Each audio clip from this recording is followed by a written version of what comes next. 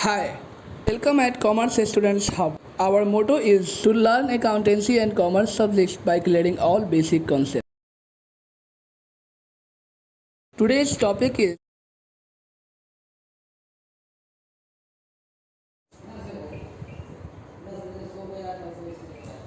Good morning to all of you my dear friends. Welcome once again in my YouTube channel Commerce Students Hub. आप सबका स्वागत है मेरे इस Commerce Students Hub में, जहाँ पे आपको क्लासरूम की फीलिंग दी जा रही है। प्लीज मेरा रिक्वेस्ट है आप सभी फ्रेंड्स जो देख रहे हैं, प्लीज आप नीचे सब्सक्राइब बटन है और उसके बगल में बेल आइकन है, दोनों को प्रेस कीजिए ताकि जो भी फर्स्ट इंफॉर्मेशन हो, फर्स्ट अपडेट हो, वो आप तक पहुंचे।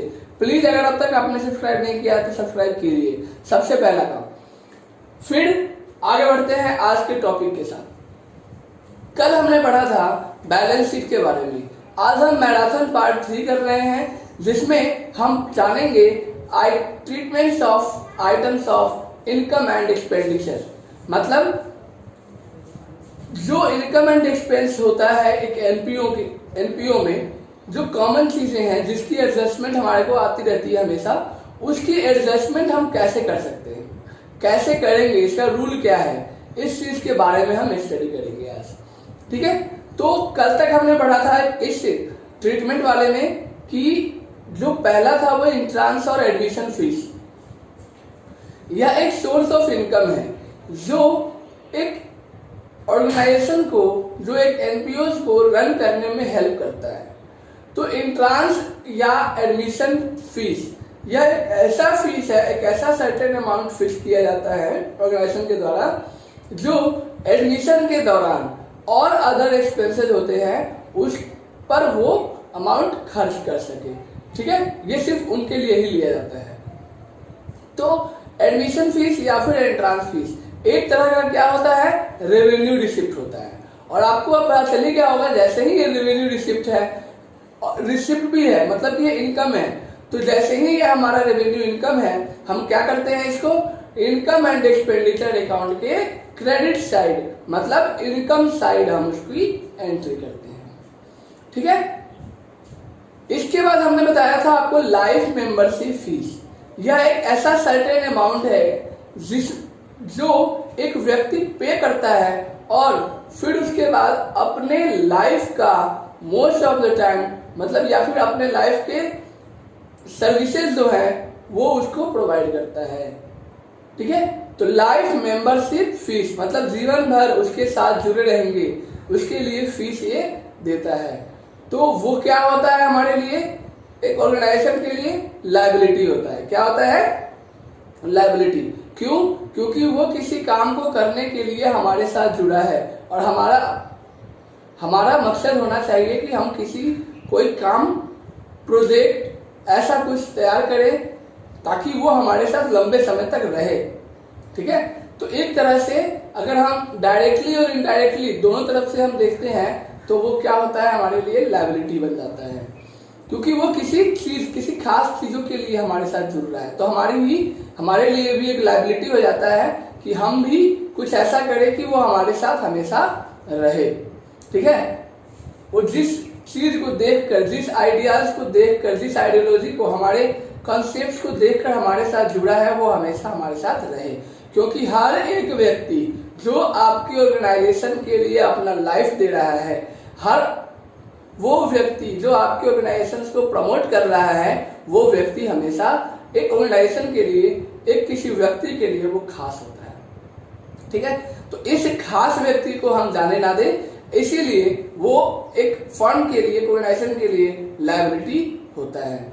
और उसकी रिकॉर्डिंग कहाँ हम करते हैं, बैलेंस शीट में। आपको पता है 2 साइड होता है, एसेट और लायबिलिटी साइड, तो हम इसकी एंट्री करते हैं लायबिलिटी साइड में। एक नया वो नाम देते हैं, हेड देते हैं लाइफ मेंबरशिप फीस। इसके बाद जो तीसरा चीज था वो हमने बताया था स्पेशल रिसिप्ट। स्पेशल रिसिप्ट मतलब होता है किसी खास कामों के लिए लिया गया पैसा, मतलब कलेक्ट किया गया पैसा, इनकम। ठीक है, जैसे कि कोई हमें पार्टी करना है, कोई फेस्ट करना है, फेयरवेल पार्टी हो गया, एनुअल डिनर पार्टी हो गया, या फिर कुछ भी है, सेलिब्रेशन हम कर रहे हैं, तो उसके लिए हम ग्रुप में कर रहे हैं, तो ग्रुप में क्या करते हैं, हम पैसे इकट्ठे करते हैं, कलेक्ट करते हैं, ठीक है। तो वो जो पैसे हम इकट्ठे कर रहे हैं वो किस चीज के लिए है, हमारे किसी छोटे से सेलिब्रेशन के लिए है, जिससे हम अपने छोटे समय को हम फंड में चेंज कर देते हैं, है ना। तो वो जो छोटे समय के यूज के लिए हम क्या कर रहे हैं, पैसा कलेक्ट कर रहे हैं, उस फेस्टिवल को एंजॉय करने के लिए सभी ग्रुप में हम पैसा कलेक्ट कर रहे हैं। तो वो कलेक्ट कर रहे हैं, तो क्या कलेक्ट कर रहे हैं, पैसा कलेक्ट कर रहे हैं ना। वो पैसा कहाँ आ रहा है, हमारे पास ही आ रहा है, कंपनी में ही, ऑर्गेनाइजेशन में ही आ रहा है। तो उस पैसे का यूज सिर्फ और सिर्फ किसके लिए किया जाएगा, सेलिब्रेशन के लिए। तो जहां पर किसी खास वजह के लिए किसी चीज पैसे सर्टेन अमाउंट को कलेक्ट किया जाता है, उसको हम कहते हैं स्पेशल रिसिप्ट। और क्योंकि ये कलेक्ट किया जा रहा है छोटे से कामों के लिए, शॉर्ट ड्यूरेशन के लिए, तो वो जो है एक ऑर्गेनाइजेशन के लिए क्या होता है, रेवेन्यू इनकम होता है। और ये रेवेन्यू इनकम क्या कहाँ जाएगा, इनकम एंड एक्सपेंडिचर अकाउंट के इनकम साइड। फिर आप कहोगे कि सर वो इनकम पैसा तो ले लिया, अब पैसा खर्च भी तो करेगा, फिर उसकी एंट्री कहाँ आएगी। तो सीधी सी बात है, जितना पैसा हमने लिया, मान लीजिए 10,000 रुपए हमने इकट्ठे कर लिए, अब 10,000 में से हमने कुछ पैसे खर्च कर दिए, ठीक है। खर्च कर दिए, कितने कर दिए, 8,000 9,000 कर दिया हमने, ठीक है। तो 10,000 में से 9,000 एक्सपेंस को माइनस करके जो हमारा 1,000 बचेगा, उस 1,000 को हम क्या करेंगे, अब इनकम अकाउंट में, इनकम कॉलम में अमाउंट साइड क्या लिखेंगे, 1,000। वो 1,000 हमारे लिए इनकम हो गया, समझ गए। और यदि मान लीजिए आपने एक्सपेंस ज्यादा कर लिया है, ठीक है, तो उसको जो एडजस्टेड अमाउंट आएगा, जैसे मान लीजिए 10,000 आ रहा है, 10,000 के जगह पे आपने 12,000 रुपए खर्च कर दिए, मतलब 2,000 एक्स्ट्रा खर्च कर दिया अपने पॉकेट से। तो वो 2,000 रुपए जो है हम कहाँ लिखेंगे, एक्सपेंस साइड, इनकम साइड कुछ नहीं लिखेंगे, ठीक है। और अगर मान लीजिए कि आपने 10,000 का 10,000 पूरा खर्च कर दिया, तो वहां पर आप क्या करेंगे, नील लिखकर आप आगे बढ़ेंगे, ठीक है। यह एक प्रोसेस है स्पेशल रिसिप्ट को ट्रीट करने का, ठीक है। अगला है आपका डोनेशन। क्या है, डोनेशन, ये फोर्थ है, ठीक है। इससे पहले का हमने मैराथन पार्ट 2 में देखा था। अगर आपने नहीं देखा है तो आप प्लीज मैराथन पार्ट 2 देखिए और वहां जाइए, ठीक है। तो ये है आपका डोनेशन। डोनेशन, और अब तक आपको क्लियर हो भी गया होगा एंट्री फीस और क्या नाम था इसका, स्पेशल रिसिप्ट और लाइफ मेंबरशिप फीस। तो पीछे भी देखने की जरूरत नहीं है, अगर समझ में आ गया तो यहीं पर कंटिन्यू करिए, ठीक है। डोनेशन, डोनेशन क्या होता है बताया था, यह एक ऐसा अमाउंट है जो व्यक्ति डोनेट करता है अपने मन से, ठीक है।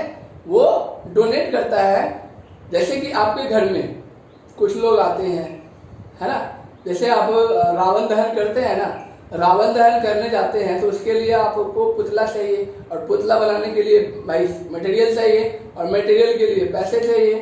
तो आप क्या करते हो, पैसे खुद का भी लगाते हो और जगह जाकर चंदा भी मांगते हो ना। तो वो डोनेशन है कि हम, पर वो डोनेशन किस चीज का है, वो स्पेशल कामों के लिए डोनेशन है, ठीक है।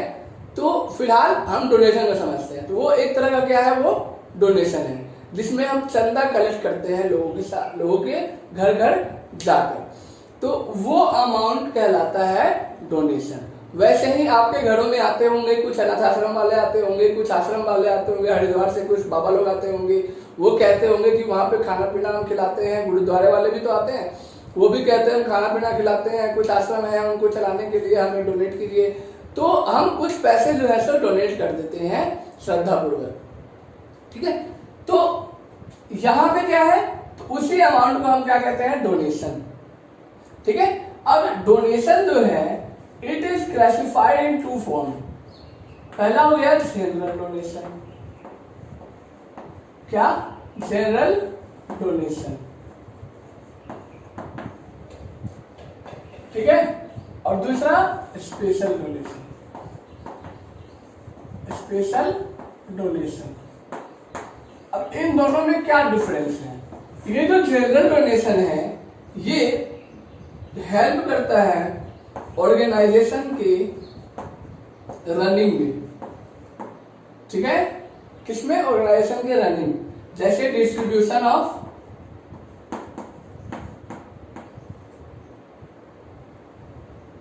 जैसे जनरल एक्सपेंस कह सकते हैं इसको हम, ठीक है, जनरल एक्सपेंस में, सैलरीज में, रेंट में, मतलब ये एक ऐसा अनस्पेसिफाइड अमाउंट है जो डोनेट किया जा रहा है अनस्पेसिफाइड पर्सन वो पर्पस के लिए, ठीक है। तो जो डोनेशन हमारे को मिल रहा है अनस्पेसिफाइड डोनेशन के रूप में, वो डोनेशन हमारा जो होता है वो किस चीज का होता है? रेवेन्यू नेचर का, ठीक है। क्या होता है? रेवेन्यू रिसिप्ट, ठीक है। तो आप समझ गए होंगे, जब ये जनरल डोनेशन रेवेन्यू रिसिप्ट तो कहा जाएगा इनकम एंड एक्सपेंडिचर के credit side, income and expenditure credit side.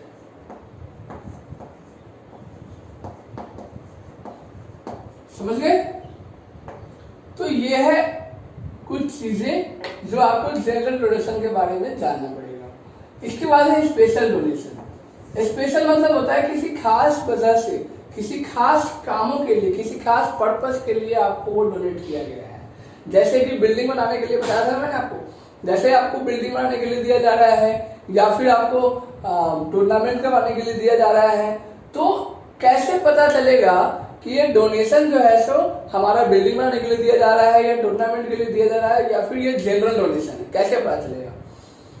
तो यदि डोनेशन के पीछे कोई नाम दिया हुआ है, जैसे donation for building, donation for pavilion, donation for tournament, ठीक है, अगर इस तरीके का कुछ दिया हुआ है, लिखा हुआ है, तो हम समझ जाएंगे वो क्या है? स्पेशल डोनेशन है। और ये जो डोनेशन होगा आपका, ये हो जाएगा कैपिटल रिसिप्ट, कैपिटल रिसिप्ट, ठीक है। और ये कैपिटल रिसिप्ट कहां जाएगा? कहा जाएगा? बैलेंस शीट के लायबिलिटी साइड में उस स्पेसिफाइड फंड में ऐड हो जाएगा। जैसे मैंने कहा डोनेशन फॉर टूर्नामेंट, तो लायबिलिटी साइड में आप देखेंगे कहीं पर टूर्नामेंट फंड लिखा होगा, ठीक है, तो टूर्नामेंट फंड में वो ऐड हो जाएगा। समझ गए? या फिर बिल्डिंग लिखा हुआ है तो डोनेशन फॉर बिल्डिंग में वो ऐड हो जाएगा, क्योंकि यह एक तरह का इनकम हो जाएगा, ठीक है। तो ये क्या है? कैपिटल रिसिप्ट है, इसीलिए इट इज रिकॉर्डेड इन, ये रिकॉर्ड कहां किया जाएगा? Liability side, record eight liability side.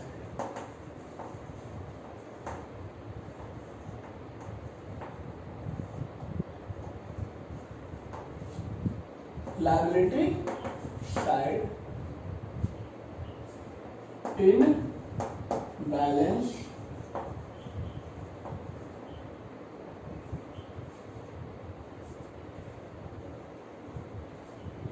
Sheet. समझ गए? तो ये था आपका स्पेशल डोनेशन। तो कैसे दिखाएंगे जनरल डोनेशन को फॉर्मेट में, वो देखिए क्या बताया मैंने। जनरल डोनेशन जो होता है वो हमारा क्या होता है? रेवेन्यू रिसिप्ट होता है। और क्योंकि ये रेवेन्यू रिसिप्ट है तो इसकी एंट्री जो है हम कैसे करेंगे वो देखिए। कैसे करेंगे? यहां हम बनाएंगे इनकम एंड एक्सपेंडिचर अकाउंट। ये हमने तैयार किया income and expenditure account,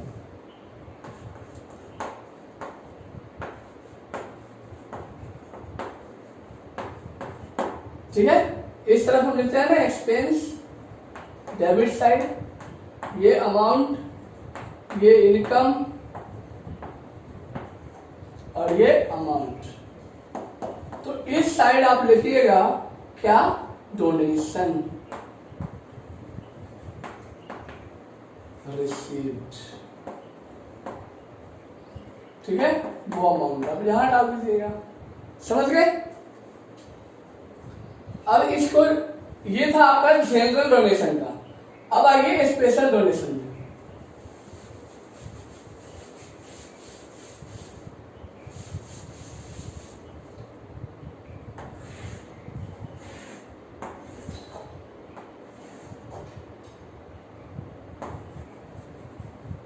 assets, amount, liabilities, amount. यहां मैंने क्या कहा कि ये जो डोनेशन मिल रहा है वो स्पेशल किसी अलग काम के लिए मिल रहा है, स्पेशल काम के लिए, जैसे डोनेशन फॉर बिल्डिंग। तो यहां हम ढूंढेंगे बिल्डिंग फंड। क्या ढूंढेंगे? Building fund. नहीं भी है तो कोई बात नहीं है, आप यहां पर लिख दीजिएगा, ठीक है, बिल्डिंग फंड। अब यहां पर आप क्या कर रहे हैं? डोनेट कर रहे हैं, तो इसके पास तो सबसे पहले ओपनिंग बैलेंस होगा। ओपनिंग बैलेंस को आप क्या करेंगे? यहां लिख देंगे और इसमें ऐड कर देंगे, क्या ऐड करेंगे? Donation for building. ठीक है, कर दिया और टोटल अमाउंट लेकर यहां हो गया। ठीक है, तो ये है आपका डोनेशन।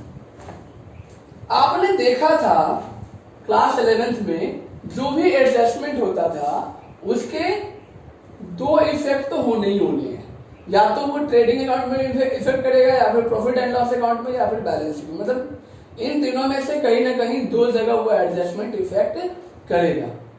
ठीक है, लेकिन इस केस में, एलपीयू के केस में ऐसा कहीं कहीं नहीं भी होता है। ठीक है, जैसा कि आपने यहां देख लिया। तो स्पेसिफाइड डोनेशन में दो जगह नहीं हुआ ना, एक ही जगह हुआ।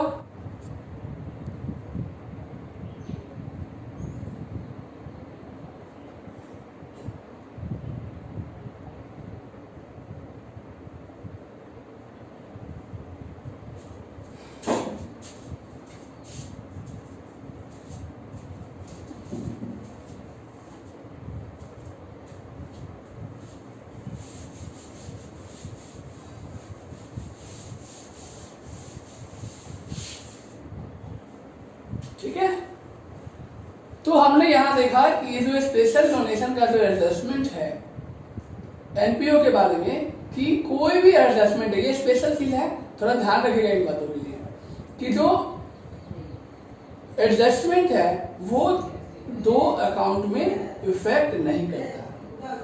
ठीक है, it does not effect into account. ठीक है, it is not necessary that all the adjustment will affect in two accounts, मतलब at least two account, कम से कम दो अकाउंट में वो क्या करते हैं? इफेक्ट करते हैं। Normally in profit earning account में, ठीक है, प्रॉफिट अर्निंग फर्म के अकाउंट में, लेकिन एनपीओ में ऐसा नहीं होता है। चलिए, तो अगला जो है आपका फिफ्थ, वो है लेगेसी। क्या है? लेगेसी।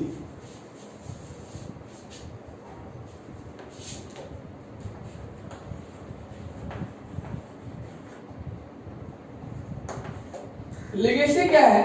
लिगेसी वह अमाउंट है जब एक व्यक्ति अपनी इच्छा से आकर यहां पर क्या करता है? डोनेट करता है, उसे हम कहते हैं लिगेसी। तो फर्क बस इतना है कि डोनेशन हम घर घर जाकर, हम लोगों के पास जाकर हम मांगते हैं। लिगेसी यह अमाउंट है जो एक फिक्स अमाउंट, फिक्स होता है, या फिर ये कह सकते हैं कि व्यक्ति अपनी इच्छा के अनुसार वहां आकर डोनेट करता है।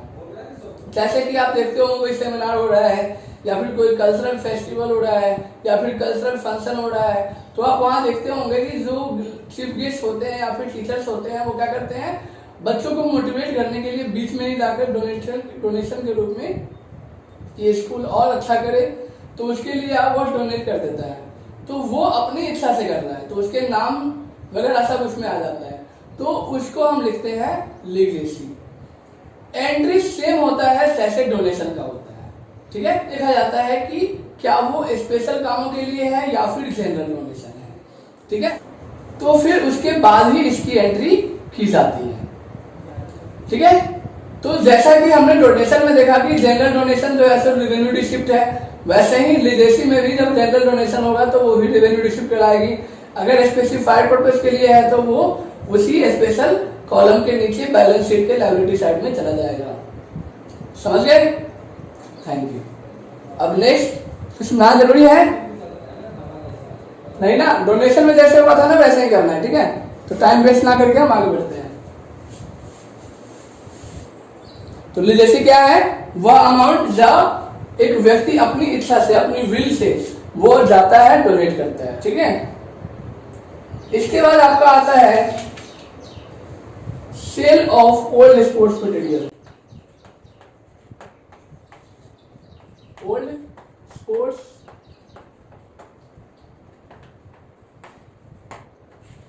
ठीक है, आपका ये टॉपिक है sale of old sports material.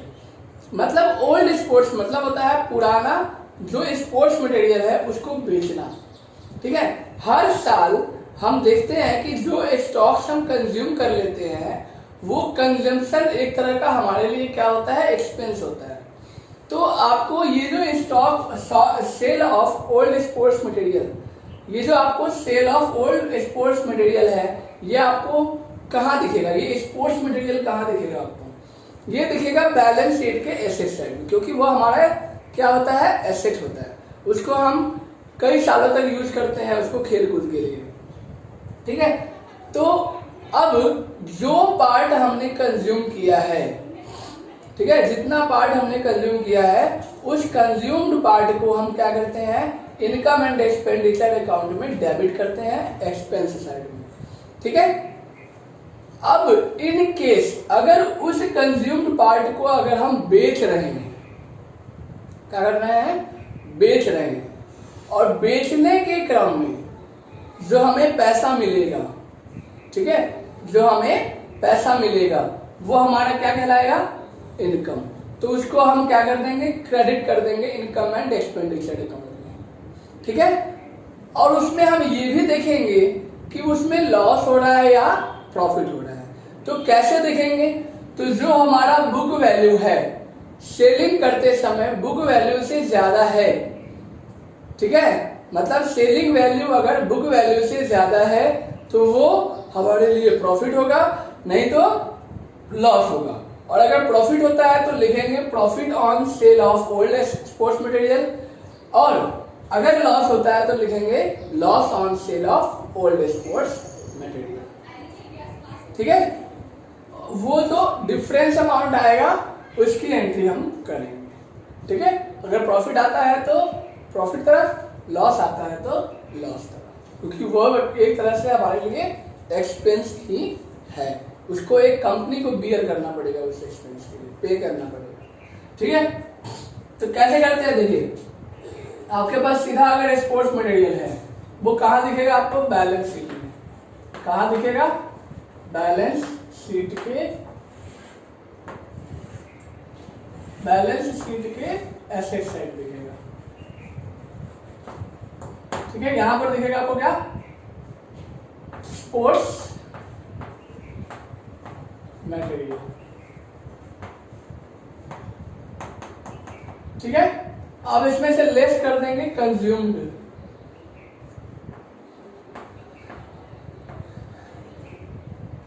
जो पार्ट हम कंज्यूम करते हैं उसका लेस कर देंगे, और ये अमाउंट यहां दे देंगे, ठीक है? अब ये जो कंज्यूम्ड वाला पार्ट है ये हमारा कहाँ आएगा?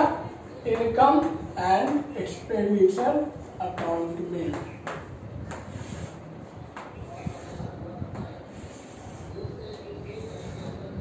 यहाँ है एक्सपेंस,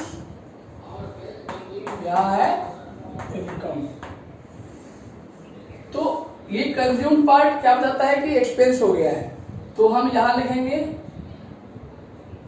स्पोर्ट्स मटेरियल कंज्यूम्ड, ठीक है? अमाउंट यहां लिख दिया। अब अगर ये बिक रहा है तो बेचते समय देखेंगे कि ये जो स्पोर्ट्स मटेरियल हमारे पास जो है इसको हमने कंज्यूम किया, इसकी बुक वैल्यू क्या है, और बुक वैल्यू से सेलिंग करते वक्त हमने कितने में बेचा है उस वैल्यू को माइनस करेंगे। अगर बुक वैल्यू ज्यादा हुआ और सेलिंग वैल्यू कम हुआ, इसका मतलब लॉस है। अगर सेलिंग वैल्यू ज्यादा हुआ मतलब कम हुआ, और सॉरी सेलिंग वैल्यू ज्यादा हुआ और बुक वैल्यू कम हुआ, तो हम उसको समझेंगे क्या है, वो हमारा प्रॉफिट है। तो उसको हम रेवेन्यू रिसिप्ट के नाम से मेथड से आइडेंटिफाई करेंगे और उसको हम इनकम साइड में लिखेंगे profit on sale of old assets. ठीक है, मतलब old sports material, sports material यहां लिख देंगे। अगर लॉस हो रहा है तो यहां लिखेंगे loss on sale of old sports material. ठीक है, सर ये था आपका ट्रीटमेंट एडजस्टमेंट, कैसे हम sale of old sports material की करते हैं। समझ आया? सबसे पहले हमें कहा दिखेगा ये बैलेंस शीट के एसेट साइड में, उसमें हम लिस्ट करेंगे consumed part of sports material. इसके बाद जो कंज्यूम पार्ट है इसको कहां पर हम दिखाएंगे, इसको हम दिखाएंगे इनकम एंड एक्सपेंडिचर अकाउंट के एक्सपेंडिचर साइड में। ठीक है, स्पोर्ट्स मटेरियल कंज्यूम्ड। अब अगर ये कंज्यूम पार्ट अगर ये बिकता है मान लीजिए, तो जब बिकने के समय देखेंगे कि बुक वैल्यू कितना है। बुक वैल्यू अगर सेलिंग वैल्यू से ज्यादा है तो लॉस है, तो loss on sale of old sports material. और अगर सेलिंग वैल्यू ज्यादा है बुक वैल्यू से तो profit on sale of old sports material, वो इनकम साइड लिखेंगे। ठीक है,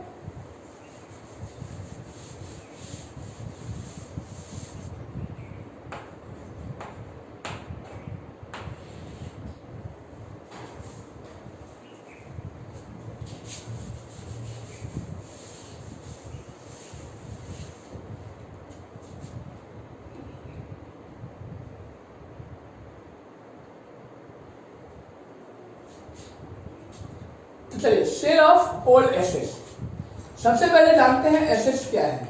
एसेट्स क्या है? एसेट्स एक तरह का एक कंपनी, किसी कंपनी का संपत्ति होता है जो उसको लॉन्ग टाइम तक रन करने में हेल्प करता है, मतलब लॉन्ग टाइम तक चलाने में हेल्प करता है। जैसे कि एक मशीनरी हमने इंस्टॉल किया, मशीनरी बार बार तो हमें खरीदना नहीं है, एक मशीनरी लगाया और उस मशीनरी को हमने 10 साल 5 साल 6 साल यूज किया। ठीक है, तो यह वह एसेट है, फिक्स्ड एसेट है जो हमें लंबे टाइम तक अपनी योग्यता, अपनी एलिजिबिलिटी के अनुसार हमें सर्विस देता है। हम उसके हेल्प से प्रोडक्शन लेते हैं, प्रोडक्शन करते हैं। तो वो क्या है हमारे लिए एसेट। एसेट होते हैं दो तरह के, एक होता है फिक्स्ड और एक नॉन फिक्स्ड। फिक्स्ड एसेट में वो एसेट आते हैं जो फिक्स्ड है। ठीक है, जो फिक्स्ड है वो कहीं जाने वाला नहीं है अगले 5 साल 6 साल तक। ठीक है, और वो हमें दिखाई भी देता है और हम छू भी सकते हैं। ठीक है, जैसे कि आप मशीनरी देख लीजिए, प्लांट देख लीजिए, फिर उसके बाद आप फर्नीचर देख लीजिए जो आपने वो कुर्सी वगैरह लगा रखा है। ठीक है, ये सभी चीजें क्या है, फिक्स्ड एसेट है। और एक होता है नॉन फिक्स्ड एसेट जो फिक्स्ड नहीं है, मतलब वो करंट है, मतलब वो क्या है कि वो प्रवाह, मतलब वो खर्च होता रहता है। ठीक है, तो इसको हम नॉन फिक्स्ड एसेट्स कहते हैं। इसमें भी दो तरह के होते हैं, एक करंट एसेट और एक non current asset. Non current assets में क्या होता है कि वो लंबे टाइम तक उसका हम इन्वेस्ट करते हैं ना, इन्वेस्ट लंबे टाइम तक उसको हम यूज करते हैं, लंबे टाइम तक के बाद यूज करें। जैसे इन्वेस्टमेंट किया हमने, इन्वेस्टमेंट करते हैं तो वो शॉर्ट टर्म का भी होता है और लॉन्ग टर्म का भी होता है। तो जो शॉर्ट टर्म का होता है वो हमारे लिए क्या है, करंट एसेट, और जो लॉन्ग टर्म का इन्वेस्टमेंट होता है वो होता है नॉन करंट एसेट। ठीक है, तो हम यहाँ पर पढ़ रहे हैं ओल्ड एसेट्स के बारे में, और यहाँ पर ओल्ड एसेट्स कौन सा एसेट है, वो फिक्स एसेट है। ठीक है, जैसे मशीनरी हो गया, प्लांट्स हो गया। हम इसके बारे में स्टडी क्यों कर रहे हैं, क्योंकि यह एक ऐसा एसेट है जो एक बार यूटिलाइज होना शुरू होता है, या फिर जब हम इसको मशीनरी और इंस्टॉल कर लेते हैं या फिर हम कहीं से खरीद कर ले आते हैं, तो उसके बाद से इसकी वैल्यू जो है सो हमेशा दिन प्रतिदिन जो है सो डाउन होती रहती है। आप अपने जो हैंडसेट रखे हुए मोबाइल, उसको आप एग्जांपल ले सकते हो कि आप 2 दिन पहले आपने कोई मोबाइल खरीद कर लाया, अब उस मोबाइल को आपको बेचना है मार्केट में, तो क्या जिस अमाउंट में आप खरीद कर लाए थे उसी अमाउंट में आप उस मोबाइल को बेच रहे हो? जी बिल्कुल नहीं, वो उसकी कीमत जो है सो कम हो जाती है मार्केट में अगर वो सेकेंड हैंड है। ठीक है, तो यहाँ पर भी कुछ ऐसा ही है। तो जैसे जैसे हम किसी मशीन को यूज करते हैं, उसकी जो यूजफुल लाइफ है, जो गारंटी पीरियड कहते हैं ना कि एक मशीन का गारंटी होता है 10 साल 5 साल का, तो 5 साल तक क्या उसकी वैल्यू वही रहती है? जी बिल्कुल नहीं, इसकी वैल्यू हर साल क्या होती है? डाउन होती रहती है। और वो जो डाउन वैल्यू है, जिस रेट से अमाउंट इंक्रीज हो रहा है, उस रेट को बोलते हैं हम डेप्रिसिएशन। क्या बोलते हैं? डेप्रिसिएशन। तो हर साल एक फिक्स एसेट पे डेप्रिसिएशन लगता है, और उस डेप्रिसिएशन से जब फिक्स एसेट को माइनस करते हैं तो हमारे पास जो वैल्यू आता है वो उसका एक्चुअल बुक वैल्यू होता है उस ईयर के लिए। जैसे कि मान लीजिए 2009 में आप कोई मशीन खरीद कर लाए, ठीक है, आपने उसको पूरे साल यूज किया, मार्च तक, 1 अप्रैल को खरीद के लाया और 31 मार्च तक आपने यूज किया। ठीक है, तो और इस समय इसकी कीमत है मान लीजिए 50,000।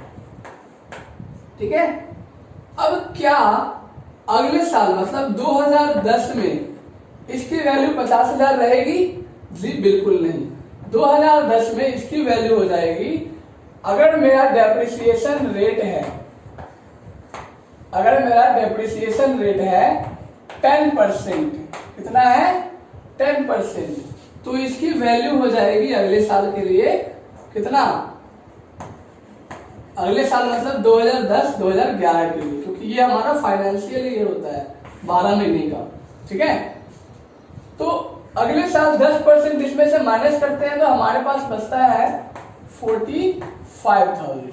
अब बोलोगे ये 10% आया कैसे, डेप्रिसिएशन आया कैसे? तो ये डेप्रिसिएशन कैसे फाइंड आउट करते हैं हम वो देखिए। डेप्रिसिएशन जो है हम फाइंड आउट करते हैं, जो हमने कॉस्ट ऑफ जितने रुपए में हमने खरीदा है, कॉस्ट ऑफ मशीनरी या फिर एसेट। ठीक है, इसको हम माइनस करते हैं स्क्रैप वैल्यू से। स्क्रैप वैल्यू क्या होता है? वह वैल्यू जो इसमें हम एस्टिमेट करते हैं कि 10 साल के बाद 5 साल के बाद क्या उसकी वैल्यू होगी। ठीक है, जैसे अगर इस मशीन का गारंटी पीरियड है 10 साल, तो 10 साल के बाद हम देखते हैं, सोचते हैं कि कितना इसका स्क्रैप वैल्यू, कितना इसका हम यूज कर पा रहे हैं। तो यूजुअल लाइफ,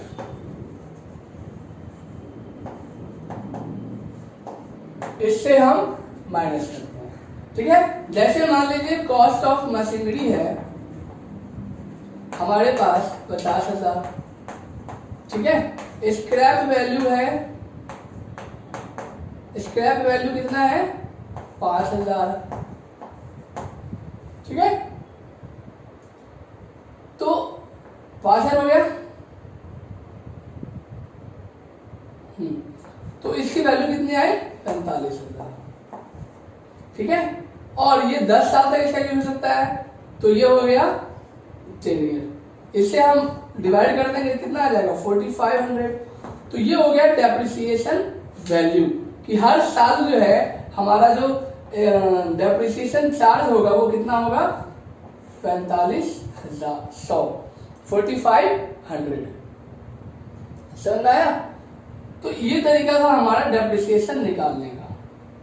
ठीक है, अब यहां पर हमने एज्यूम कर लिया है डेप्रिसिएशन हमारा 10% है, तो इसके हिसाब से हमारा 50,000 में से 5,000 माइनस करेंगे तो 2010-11 में जो मशीन 1 की वैल्यू है 50,000, अब वो कितना हो जाएगा? 45,000। ठीक है, तो अगले साल हम की स्टार्टिंग में हमारे पास कितना हो गया? 45,000। अब फिर देखते हैं क्या ये अगले साल यही अमाउंट रहेगा वैल्यू। इसको लिख लीजिएगा फॉर्मूला। ठीक है, डेप्रिसिएशन कैसे निकालते हैं। क्या अगले साल ये जो मशीन की वैल्यू है 2011 से 2012 में क्या यही रहने वाला है? नहीं, बिल्कुल नहीं। 45,000 में से हम माइनस करेंगे 5,000 तो कितना हो जाएगा? 4,000, 40,000। ठीक है, तो अगले साल इसकी अमाउंट कितनी हो गई? 40,000। अब मैं एक सीक्रेट बात बताऊं आपको कि जो डेप्रिसिएशन है वो कोई कंपनी दो तरीके से फाइंड आउट करती है। एक होता है स्ट्रेट लाइन मेथड और एक होता है रिटन डाउन वैल्यू मेथड, मतलब diminishing value method. Straight line method में क्या होता है कि एक बार हमने डिसाइड कर लिया कि 5,000 रुपए ही हर साल घटाते जाएंगे, हर साल घटाते जाएंगे, तो इसमें क्या होगा कि हर साल इसमें 5 साल घटता जाएगा, मतलब 5,000 घटता जाएगा। ठीक है, समझ गए? लेकिन अगर मैं ये कहूं कि हर घटते हुए कॉस्ट पे जो एक्चुअल वैल्यू है अगले साल उस पर अगर डेप्रिसिएशन लगाया जाए, जैसे कि फर्स्ट ईयर में 50,000 था, सेकेंड ईयर में 45,000, तो फर्स्ट ईयर 50,000 पे 5,000 का डेप्रिसिएशन लगाया, 45,000 हो गया। 45,000 में फिर से 5,000 डेप्रिसिएशन लगाया तो 40,000 हो गया। तो ये 5,000 यहाँ पर कांस्टेंट है। हर साल जो है सो हम 10 साल तक 5,000 रुपए जो है सो हम लगाते जाएंगे, मतलब माइनस करते हुए जाएंगे। लेकिन जो दूसरा मेथड है डिमिनिशिंग मेथड, वो ये कहता है कि ये जो हर डाउन होते हुए कीमत से हम डेप्रिसिएशन निकालेंगे। जैसे कि सेकेंड ईयर में कितना है? 45,000, तो हम 45,000 पे 10% निकालेंगे। ठीक है, तो ये आ जाएगा आपका कितना? 45, कितना आ जाएगा? 45,000 में से 4,500 माइनस कर दो तो ये आ जाएगा आपका एक्चुअल वैल्यू। 10 में से 5 गया 5, 4 में से 4 गया 0। ये आ जाएगा आपका क्या? एक्चुअल वैल्यू उस ईयर की, अगर हम डिमिनिशिंग वैल्यू मेथड से करते हैं तो। फिर अगर मान लीजिए हमने इसमें 40,500 हुआ ना, तो 40,500 में अगर हम फिर 10% निकालें 40,500, 40,500। ठीक है, तो अगर इसमें हम डेप्रिसिएशन निकालते हैं 40,500 में, तो फिर हमारा कितना आएगा? यहां पर देखिए कितना आया? 4,050। तो अगले साल 2012-13 में, अगले साल 2012-13 में हमारे पास डेप्रिसिएशन कितना हो जाएगा? हमारे पास डेप्रिसिएशन आ जाएगा 40,500 है ना, तो ये कितना आया था अभी? 4050। ठीक है, अब इसमें से हम माइनस करेंगे कितना? 40,500 को माइनस करते हैं 4050 में, तो हमारा आंसर आता है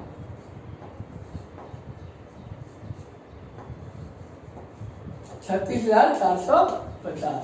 36,450।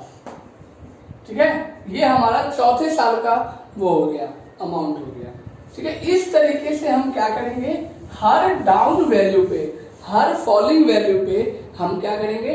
डेप्रिसिएशन फाइंड आउट करेंगे। तो ये मेथड है डिमिनिशिंग वैल्यू, जिसको हम रिटन डाउन वैल्यू मेथड भी कहते हैं। ठीक है, तो अब हम तो इस तरीके से जो एसेट्स की वैल्यू है वो हर साल क्या होता है? घटता रहता है। तो मान लीजिए कि कोई एसेट्स का यूज हम तभी तक करते हैं जब तक उसका यूटिलाइज हो रहा है, जब तक वो हमारे को मोस्ट प्रोडक्शन दे रहा है, मतलब ज्यादा प्रोडक्शन दे रहा है। अगर उसकी मशीन का कोई पार्ट खर्चा हो, मतलब खराब हो गया, तो उसको हम बेचने जा रहे हैं। अब जब यदि उसका पार्ट हम बेचने जा रहे हैं, अब उस पार्ट की कीमत कितनी होगी ये हम पहले से ही देखते हैं कि ये मशीन खराब होगा, मशीन का ये पार्ट खराब होगा, तो इसकी कीमत कितनी है। मार्केट में जाके हम पूछ लेते हैं, या फिर जिससे हम खरीदते हैं उसी से हम पूछ लेते हैं। ठीक है, और उसकी कॉस्ट हम लिख लेते हैं, और हर साल उस पर भी डेप्रिसिएशन हम माइनस करते रहते हैं। तो जिस साल हम बेच रहे हैं उस साल देखते हैं कि उसकी एक्चुअल वैल्यू कितनी है। ठीक है, और जो बिक रहा है वो कितने में बिक रहा है उसको हम माइनस करते हैं और इससे कंपेयर करते हैं कि लॉस हो रहा है या प्रॉफिट हो रहा है। अगर लॉस हो रहा है तो मशीनरी अकाउंट के डेबिट साइड जाएगा, सॉरी क्रेडिट साइड जाएगा, और प्रॉफिट हो रहा है तो डेबिट साइड आएगा।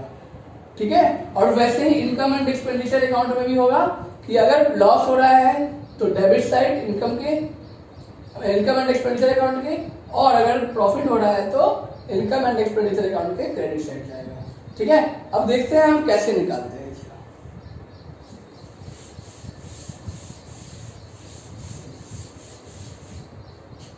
सबसे पहले हम देखेंगे कि ये मशीनरी का जो वैल्यू है ओल्ड एसेट वो हमें दिखेगा कहाँ। तो सबसे पहले देखिए बैलेंस शीट में आपको दिखाई देगा दो कॉलम, एक लायबिलिटी का और एक एसेट का। ठीक है, जिसमें आप देखेंगे यहां पर लिखा होगा मशीनरी। ठीक है, दिख गया। अब इसमें से आप कोई पार्ट बेच रहे हो, तो आप उसको माइनस करोगे।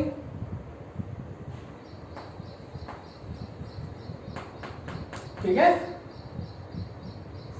माइनस करोगे, फिर उसके बाद या फिर सबसे पहले हम देखते हैं इसका वो कैसे एडजस्टमेंट करते हैं हम डेप्रिसिएशन का। ठीक है,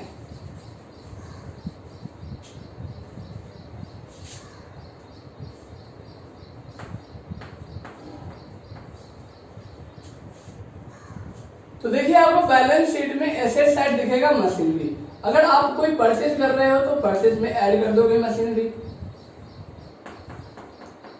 कर दिया, ऐड कर दिया। अब हर साल आपको पता है कि इसमें डेप्रिसिएशन लगता है, तो डेप्रिसिएशन हम कैसे कैलकुलेट करेंगे। ये मशीन हमारे पास 1 अप्रैल से 31 मार्च तक है और इस मशीन को हमने खरीदा है 1 अक्टूबर। ठीक है, और इसका यूटिलाइज हम 31 मार्च तक कर रहे हैं। तो इसका डेप्रिसिएशन हम पूरे 12 महीने के लिए निकालेंगे और इसका डेप्रिसिएशन हम 6 महीनों के लिए निकालेंगे। ठीक है, तो रेट हमारा दोनों का फिक्स होगा। इसका 10% है तो इसका भी 10% होगा। तो दोनों की डेप्रिसिएशन निकाल के, ठीक है, डेप्रिसिएशन वैल्यू को हम इसमें से माइनस कर देंगे। जो हमारा 10% आएगा ना, जैसे मान लीजिए इसका वैल्यू है 10,000, इसका वैल्यू है 20,000 फर्स्ट वाले मशीनरी का, M1 है 20,000। ठीक है, और इसका डेप्रिसिएशन लगता है आपका 10%। तो 20,000 में से 10% माइनस कर देंगे, कितना बच जाएगा 18,000। तो 18,000, ये जो 2,000 है हमने माइनस किया है वो पूरे साल का है। अब इसमें मान लीजिए ये भी हमारा 20,000 का है, M2 भी हमारा कितना है 20,000। पर इसमें डेप्रिसिएशन लगाते समय देखेंगे कि कितने साल यूज हुआ है ये। तो ये सिर्फ 6 महीने यूज हुए हैं, तो 6 महीने का डेप्रिसिएशन निकालेंगे। इसको कैसे निकालेंगे, तो 20,000 मल्टीप्लाई 6/12 मल्टीप्लाई 10/100, ये रेट है ऑफ डेप्रिसिएशन।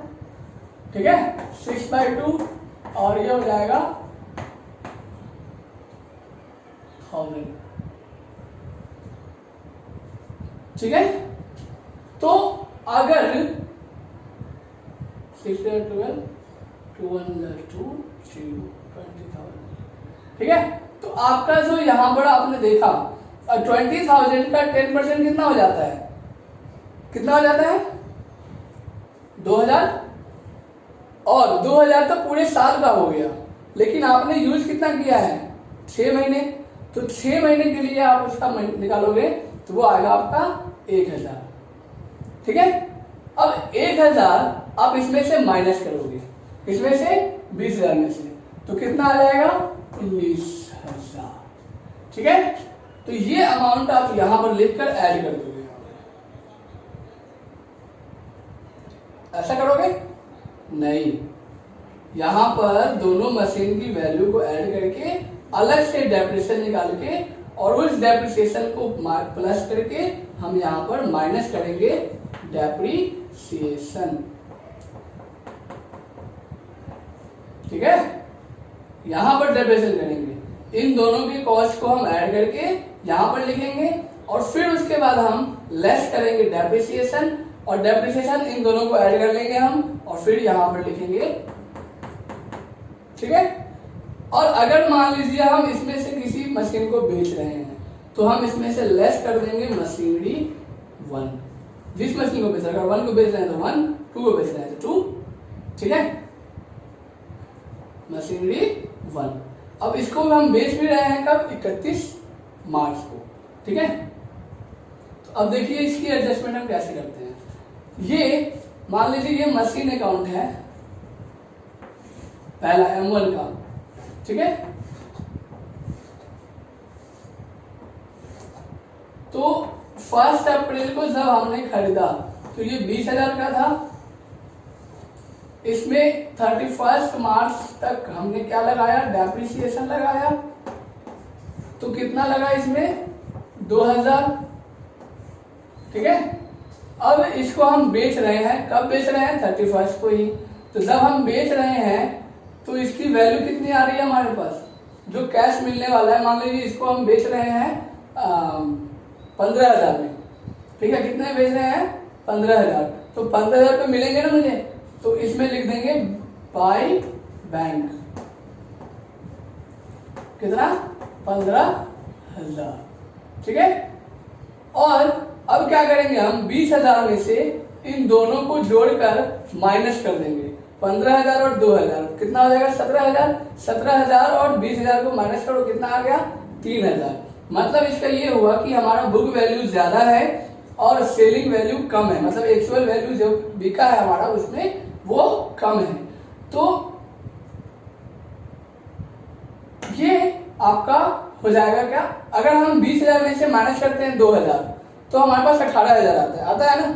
तो ये बताता है कि जो 18,000 है वो आपको साल के एंड में आपकी जो मशीनरी 1 है उसकी वैल्यू, एक्चुअल वैल्यू है। ठीक है, अब ये 18,000 हो गया, अब उसमें से 15,000 माइनस कर देंगे तो कितना हो जाएगा, 3,000, मतलब 3,000 का लॉस हुआ है। तो यहां लिखेंगे by loss on sale, loss on sale कितना हो जाएगा, 3,000। ठीक है, अब इसकी एंट्री हम कैसे करेंगे, तो इनकम एंड एक्सपेंडिचर अकाउंट तैयार करो, इनकम एंड एक्सपेंडिचर अकाउंट तैयार कर लिया। अब इस साइड हम लिखेंगे इनकम और इस साइड लिखेंगे एक्सपेंस। यहां लिखते हैं एक्सपेंस और यहां लिखते हैं इनकम। ठीक है, अब सामान बिका है। ठीक है, तो बिकते समय हम देखेंगे यहां पर सबसे पहले डेप्रिसिएशन लिख लेंगे, यहां पर डेप्रिसिएशन,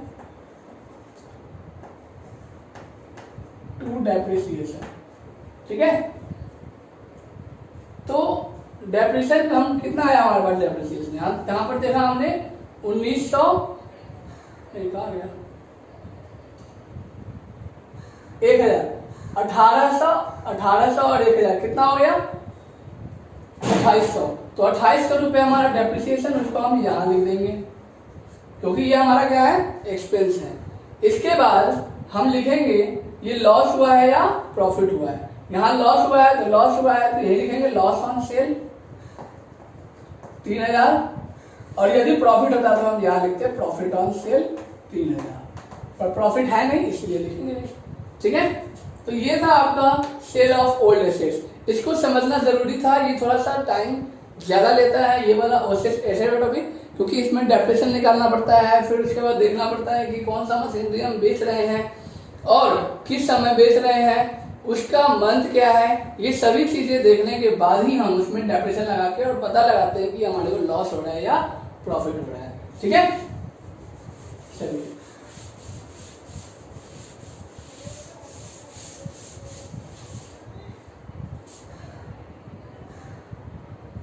बस हो गया।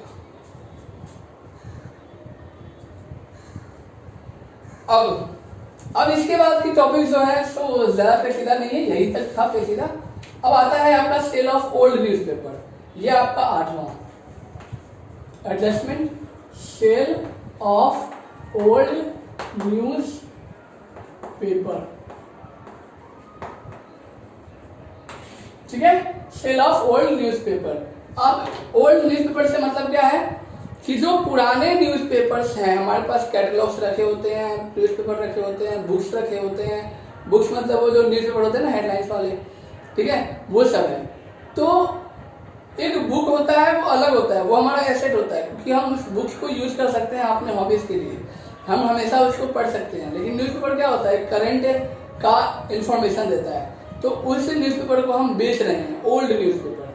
तो जब हम बेच रहे हैं तो इनकम एंड एक्सपेंडिचर अकाउंट के, क्योंकि बेच रहे हैं, कंज्यूम पार्ट है, तो यहां पर लिखेंगे न्यूज़पेपर।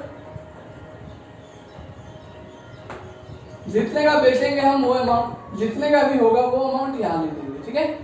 अब देखेंगे कि वो हम कितने में बेच रहे हैं, ठीक है। अगर मान लीजिए 5,000 का न्यूज़पेपर मेरे पास है, अब उस न्यूज़पेपर को हमने बेच दिया है 3,000 में, 2,000 में, 7,000 में, जैसा भी है।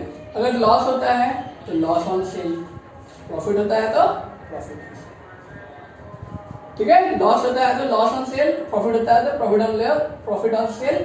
और इसको हम कैसे पता करते हैं, इन दोनों में से माइनस के लिए कितना में बेचा है, ठीक है।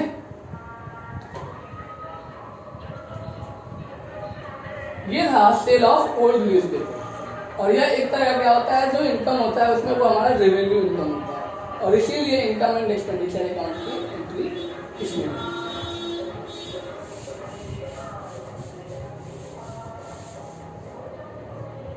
इसके बाद जो 9th पार्ट है हमारा, वो है सब्सक्रिप्शन। ये भी थोड़ा टाइम लेगा, ध्यान से देखिएगा क्या होता है सब्सक्रिप्शन।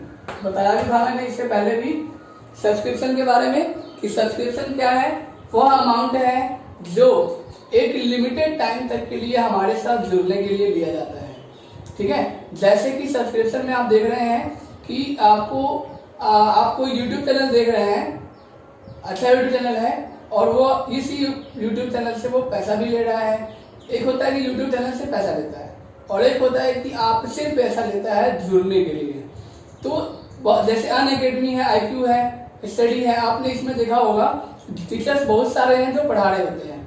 आपको जो टीचर अच्छे लगते हैं उनका आप पैकेज, मतलब उनको आप ज्वाइन करने के लिए सब्सक्राइब करते हो, और सब्सक्राइब करने के लिए, ज्वाइन करने के लिए आपको पैसा देना पड़ता है, और वो पैसा कुछ लिमिटेड टाइम के लिए होता है, 1 साल के लिए हो गया, 6 महीने के लिए हो गया, 4 महीने के लिए हो गया, जो भी है। तो वो क्या होता है, सब्सक्रिप्शन अमाउंट होता है, ठीक है। तो सब्सक्रिप्शन जो होता है, क्योंकि ये 6 महीने के लिए, 1 महीने के लिए, 1 साल के लिए होता है, तो इसीलिए इसको कहा जाता है रेवेन्यू इनकम। क्या कहा जाता है, रेवेन्यू इनकम। अगर हम सब्सक्रिप्शन रिसीव कर रहे हैं तो वो हमारे लिए इनकम है, पे कर रहे हैं तो वो हमारे लिए एक्सपेंस है। तो यह दोनों ही रेवेन्यू इनकम और रेवेन्यू एक्सपेंस है। अगर रिसीव कर रहे हैं तो सब्सक्रिप्शन जो है, क्योंकि सब्सक्रिप्शन जो है एनपीओ में एक सोर्स ऑफ इनकम है, ठीक है। तो इसकी एंट्री हम कैसे करते हैं वो देखिए। इसकी एंट्री होती है इस तरीके से, इनकम एंड एक्सपेंडिचर अकाउंट में, इनकम एंड एक्सपेंडिचर अकाउंट में इनकम एक्सपेंस साइड हो गया, और ये हो गया इनकम साइड, ठीक है। यहां लिखते हैं बाय सब्सक्रिप्शन,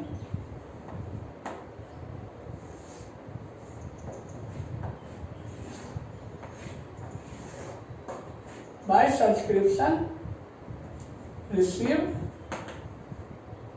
अमाउंट यहाँ ड्यूरिंग ईयर,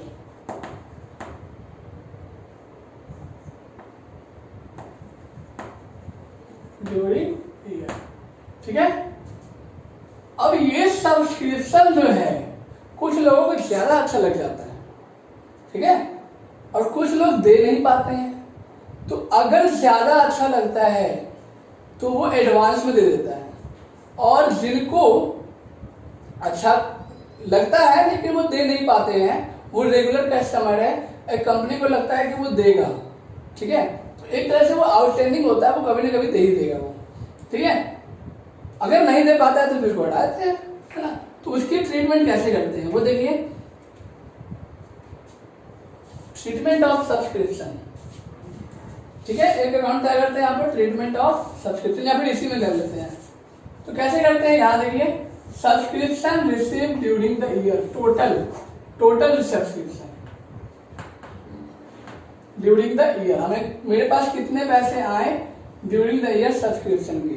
और आपको ये पता है कि बहुत सारे पैसे आए होंगे, लेकिन वो पैसे क्या करेंट ईयर के हैं या पास्ट ईयर के हैं या नेक्स्ट ईयर के, ये आपको एडजस्टमेंट में ही पता चलेगा। तो हमें पता है कि अगर आउटस्टैंडिंग है सब्सक्रिप्शन आउटस्टैंडिंग एट एंड, तो इसको हम ऐड करते हैं सब्सक्रिप्शन रिसीव्ड इन एडवांस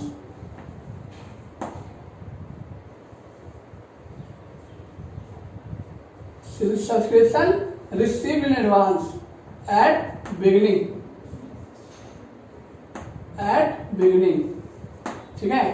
तो ये हम इसको हम ऐड करेंगे इसमें, पर लेस करेंगे क्या सब्सक्रिप्शन आउटस्टैंडिंग एट बिगिनिंग और subscription received in advance at and. इसको हम क्या करेंगे लेस, ठीक है। और जो अमाउंट आएगा उसको हम यहाँ पे, तो ये है ट्रीटमेंट ऑफ सब्सक्रिप्शन। इसमें हम ऐड क्या करते हैं, अगर सब्सक्रिप्शन आउटस्टैंडिंग है at the end of the year, मतलब साल के एंड में अगर कोई आउटस्टैंडिंग है तो उसको हम इसमें ऐड करते हैं। और साल के स्टार्टिंग में ही कोई हमने रिसीव कर लिया है एडवांस में, तो उसको हम ऐड कर लेते हैं। लेकिन लेस हम करते हैं आउटस्टैंडिंग एट द बिगिनिंग को। अगर साल के स्टार्टिंग में ही कोई बिगिनिंग में ऐड क्या है आउटस्टैंडिंग है तो उसको हम लेस कर देते हैं। और अगर एट द एंड अगर हम कोई सब्सक्रिप्शन रिसीव करते हैं इन एडवांस, उसको भी हम क्या कर देते हैं लेस कर देते हैं, क्योंकि वो नेक्स्ट ईयर का खर्चा है। तो आपको पता है कि इनकम एंड एक्सपेंडिचर अकाउंट में सिर्फ करंट ईयर का ही यूज किया जाता है। तो ये जो अमाउंट आता है ये शो करता है subscription received for current year, subscription amount received for current year, ठीक है। तो ये था आपका ट्रीटमेंट ऑफ सब्सक्रिप्शन, समझ में आया। तो कभी भी क्वेश्चन आएगा तो इन सब चीजों को ध्यान में रख कर ही हमें करना है, यह नहीं कि आगे बढ़ते जाना है और फिर क्वेश्चन करते करना है, ठीक है। फिर आगे बढ़िए, इसमें है 10वां पॉइंट ऑनरेरियम।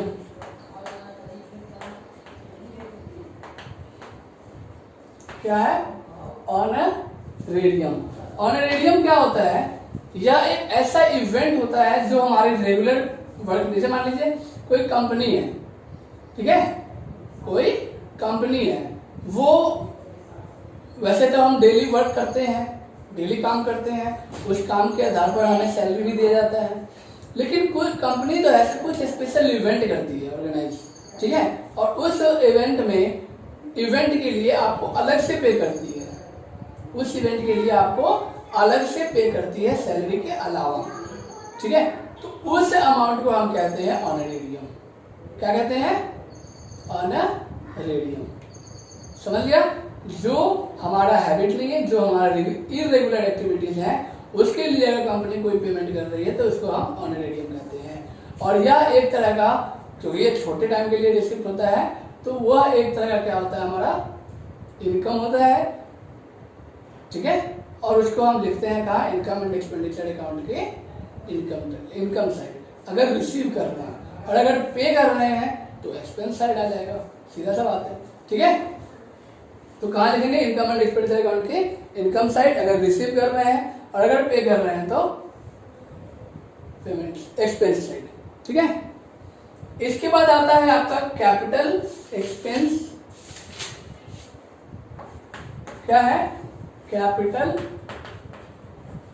एक्सपेंस। क्या होता है कैपिटल एक्सपेंडिचर? ये लॉन्ग टर्म के लिए किया गया एक्सपेंस, किसी संपत्ति, किसी एसेट्स पे, जैसे परचेज मशीनरी, ठीक है, फर्नीचर परचेज, या फिर पर्च मशीनरी हमने खरीदने के लिए इसमें एक्सपेंस किया है, फर्नीचर खरीदने के लिए, ठीक है।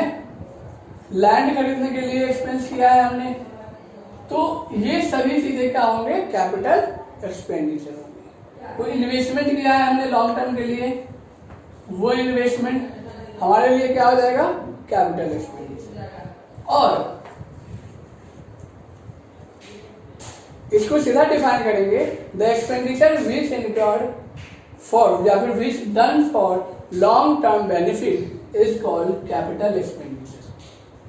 ठीक है, और ये जो है हम लिखते हैं बैलेंस शीट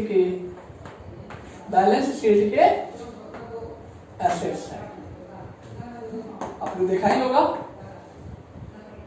इसके बाद आता है कैपिटल रिसीप्ट। कैपिटल रिसीप्ट मतलब वह अमाउंट जो हमें लंबे टाइम तक हमें हेल्प करेगा, जैसे कि टूर्नामेंट फंड हो गया, ठीक है, स्पेशल डोनेशन हो गया, लाइफ मेंबरशिप फीस हो गया, ये सब हमें लॉन्ग टाइम तक हेल्प करने वाले हैं। ठीक है, और इससे हमें एक तरह का इनकम भी मिल रहा है, डोनेशन मिल रहा है ना, स्पेशल हमें मिल रहा है ना, वो पैसा मिल रहा है ना, स्पेशल है वो। ठीक है, या फिर लाइफ मेंबरशिप फीस है, हम पे तो नहीं कर रहे हैं, हमें मिल रहा है, तो वो भी क्या है, कैपिटल रिसीप्ट है। और इसे हम कहाँ दिखाते हैं, बैलेंस शीट के लायबिलिटी साइड। समझ आ गया। 13वां है रेवेन्यू। अब रेवेन्यू एक्सपेंडिचर क्या है, ये शॉर्ट टाइम एक्सपेंडिचर है जिसकी बेनिफिट्स हमें लॉन्ग टर्म तक नहीं मिल सकती है। जैसे कि कोई आदमी है, काम कर रहा है, उसको हम सैलरी दे रहे हैं, कहीं पर हम किसी का जगह यूज कर रहे हैं तो उसको हम रेंट दे रहे हैं। अब वो रेंट हो सकता है अगले साल ना दे, हम हट जाए वहां से, हो सकता है अगर सैलरी दे रहे हैं वो अगले साल अगले महीने में उसको हटा दे। तो ये है रेवेन्यू एक्सपेंडिचर जो हमारे को लंबे टाइम तक हेल्प नहीं कर सकता। ठीक है, शॉर्ट टाइम तक हेल्प करता है और शॉर्ट टाइम के लिए ही वो एक्सपेंस होता है, इसको हम रेवेन्यू एक्सपेंस कहते हैं, जो जिसकी बेनिफिट्स हम सिर्फ 12 महीने की विद इन अ ईयर हम उसकी बेनिफिट्स को यूज कर सकते हैं। ठीक है, रेवेन्यू रिसिप्ट।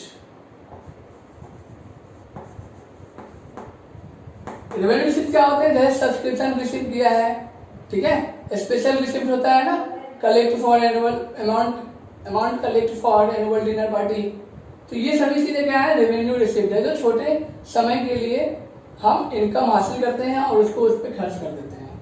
पहले तो पैसा हम लेते हैं, तो वो है रिसिप्ट, वो है हमारा इनकम। ठीक है, कोई सामान हम बेच रहे हैं तो उससे हमें पैसे मिल रहे हैं, तो वो हमारा क्या है, रेवेन्यू रिसिप्ट। और इसको हम लिखते हैं किस तरफ, इनकम एंड एक्सपेंडिचर अकाउंट के, इनकम एंड एक्सपेंडिचर अकाउंट के income side, income and expenditure account के इनकम साइड। ठीक है, और इसे लिखते हैं एक्सपेंस साइड। अब इसके बाद आता है कॉस्ट ऑफ गुड्स कंज्यूम्ड। इसके बारे में मैंने एक स्पेशल वीडियो बना रखा है, तो आप उसमें देख सकते हो, कॉस्ट ऑफ गुड्स कंज्यूम्ड। ठीक है, तो लास्ट है हमारा एडजस्टमेंट सॉल्वर, जिसमें हम देखेंगे कॉस्ट ऑफ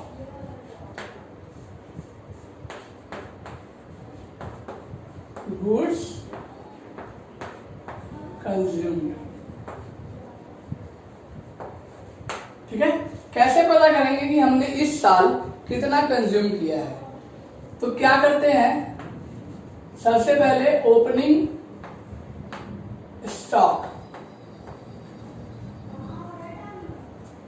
ओपनिंग स्टॉक को ऐड करते हैं, आउटस्टैंडिंग को भी ऐड करते हैं, ऐड एंड वाले को। ठीक है, और फिर माइनस करते हैं क्लोजिंग स्टॉक, मतलब स्टॉक एट एंड, और फिर माइनस करते हैं आउटस्टैंडिंग एट बिगिनिंग। करेंगे वो होगा नेट परचेज ड्यूरिंग ईयर। ठीक है, जो भी आप इस साल परचेज करोगे ना, उसकी अमाउंट हम यहाँ पर ऐड करेंगे। समझ गए, ये था आपका क्या, और जब हम ये सॉल्व करते हैं तो हमारे को आंसर आता है कॉस्ट ऑफ गुड्स कंज्यूम्ड का। ठीक है, मतलब पूरे साल हमने कितना खर्च किया। अब ये जो कॉस्ट ऑफ गुड्स कंज्यूम्ड है, मतलब वो स्टेशनरी भी हो सकता है, कोई मेडिसिन भी हो सकते हैं, ठीक है, किसी भी चीज का, तो वो यहाँ पर आपको बैलेंस शीट में दिखेगा। बैलेंस शीट में आपको दिखेगा स्टॉक। ठीक है, इसमें से लेस करेंगे स्टॉक कंज्यूम्ड,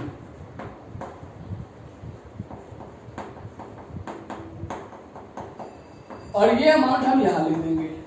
और ये स्टॉक कंज्यूम्ड वाला जो अमाउंट है वो हम इनकम एंड एक्सपेंडिचर अकाउंट के डेबिट साइड, क्योंकि ये एक्सपेंस है एक फर्म के लिए, तो हम यहां लिखेंगे। क्या लिखेंगे यहाँ पर? Stocks consumed. अब क्वेश्चन में लिखा हो सकता है स्टेशनरी, मेडिसिन, चाहे कुछ भी है, तो यहाँ लिखेंगे stocks of medicine consumed, stocks of stationery consumed, और अमाउंट यहाँ। ठीक है, और इसके बाद अगर हम मान लीजिए हमने वो कंज्यूम किया है बेचने के लिए, तो यहाँ तो लिख देंगे स्टॉक कंज्यूम। फिर उसके बाद हम उसकी बुक वैल्यू से कंपेयर करेंगे, किसकी? सेल वैल्यू से। अगर ज्यादा हुआ सेल वैल्यू तो इनकम आ जाएगा, और अगर सेल वैल्यू बुक वैल्यू से कम है तो हमारा लॉस आ जाएगा। फिर उसको हम उस तरीके से दिखा देंगे जैसे कि sale of old sports material होता है। ठीक है, तो ये था आपका कुछ एडजस्टमेंट जो हम क्या करते हैं, एडजस्ट करते हैं। किसमें? इनकम एंड एक्सपेंडिचर एनपीओ में। ठीक है बच्चों, तो ये था आपका इनकम एंड एक्सपेंडिचर, कैसे हम ट्रीटमेंट करते हैं।